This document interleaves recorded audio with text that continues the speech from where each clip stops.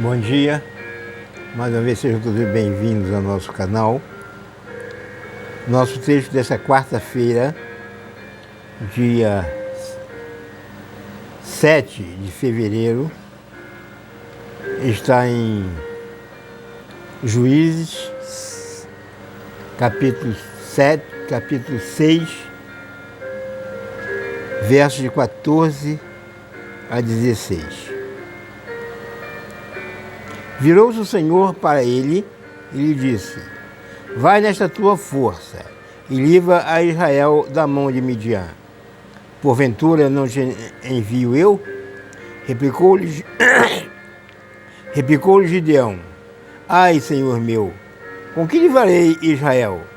Eis que a minha família é a mais pobre em Manassés, e eu, o menor na casa de meu pai. Tornou-lhe o Senhor: porquanto eu hei de ser contigo, tu ferirás aos medianitas como a um só homem. Essa é a história que todos nós conhecemos, a história de Gideão, que com 300 homens, ele consegue vencer o exército dos medianitas. A cada etapa do povo, há uma nação diferente dominando este povo. E o texto diz que quando o povo se sentia oprimido, não tinha mais para onde se socorrer, então clamava ao Senhor, e o Senhor levantava um juiz. O povo estava sob o domínio dos medianitas. E neste período foram cavados buracos e cavernas para que o povo pudesse se esconder ou esconder alguma coisa que sobrava da sua plantação. Porque os medianitas, eles destruíam, eles botavam fogo na plantação para que ela não produzisse.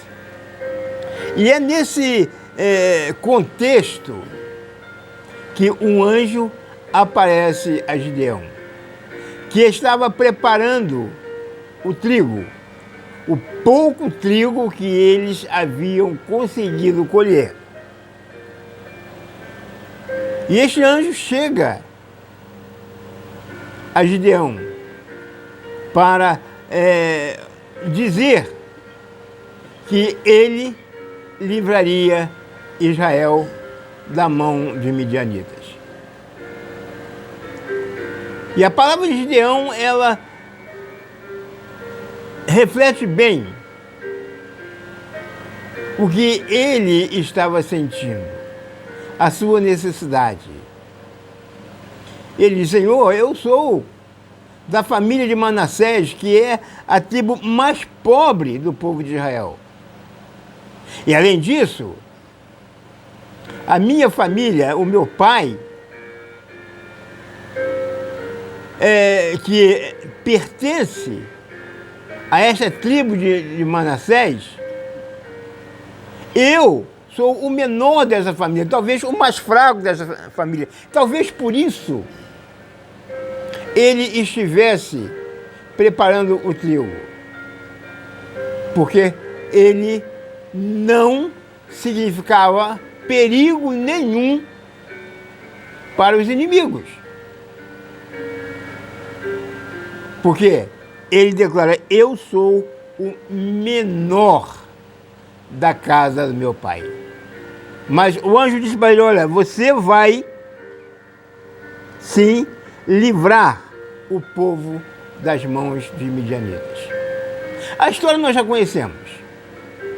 Um exército de 32 mil homens, que Deus disse para Gideão que era muita gente, que eles iriam se gloriar, dizendo que a conquista foi pela força deles. Deus manda Gideão, então, mandar que os aqueles que estivessem temerosos de ir para a guerra, voltassem para casa. E voltaram 22 mil. E ficaram apenas 10 mil. E o anjo disse para Gideão, ainda é muito. E aí ele faz aquela estratégia de beber água e ele separa 300 homens. Mas a lição que eu quero deixar para mim e para cada um de nós hoje é essa. Para Deus não existe menor. Para Deus não existe mais fraco. Quando Ele chama, Ele dá força. Quando Ele chama, Ele dá entendimento. Quando Ele chama, Ele capacita. Quando Ele chama, Ele vai junto. Por isso, não podemos justificar a nossa não aceitação em relação ao mandado de Deus, colocando como objetivo ou como objeto de desculpa a nossa fraqueza, a nossa fragilidade e muitas vezes até mesmo a nossa incompetência. Mas para Deus não existe menor. Para Deus existem pessoas que estão prontas para atender o seu chamado, seja qual for a sua situação política, social, em todos os sentidos. Deus não olha para a questão de ser grande ou de ser pequeno, mas Deus olha para a necessidade que o povo tem de ter alguém para o liderar nas batalhas da vida. Não diga eu sou o menor, não diga eu sou pequeno, não diga eu tenho capacidade. Atenda o chamado de Deus. E que esta quarta-feira seja uma quarta-feira abençoada para todos nós. Amém.